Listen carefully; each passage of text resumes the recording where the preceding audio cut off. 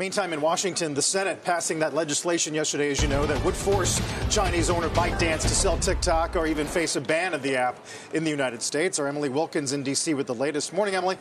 Morning, Carl. Well, we're actually waiting right now for President Biden to sign this piece of legislation into law.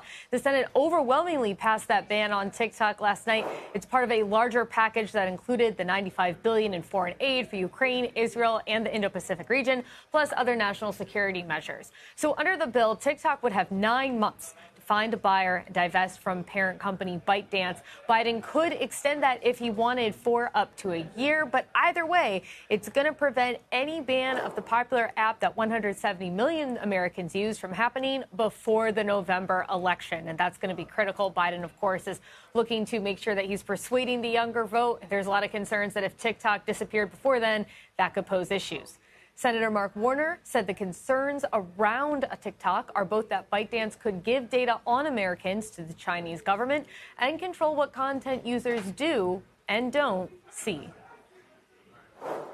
The truth is, these Chinese companies, at the end of the day, they don't owe their obligation to their customers or their shareholders, but they owe it to the PRC government. Now, of course, the clock is ticking for TikTok to make a sale, but they could have more time because TikTok's CEO has vowed the company is going to pursue legal action against the measure, and that could give the video app a few more years to figure out a path forward, given that some of the courts do take a while to get everything through.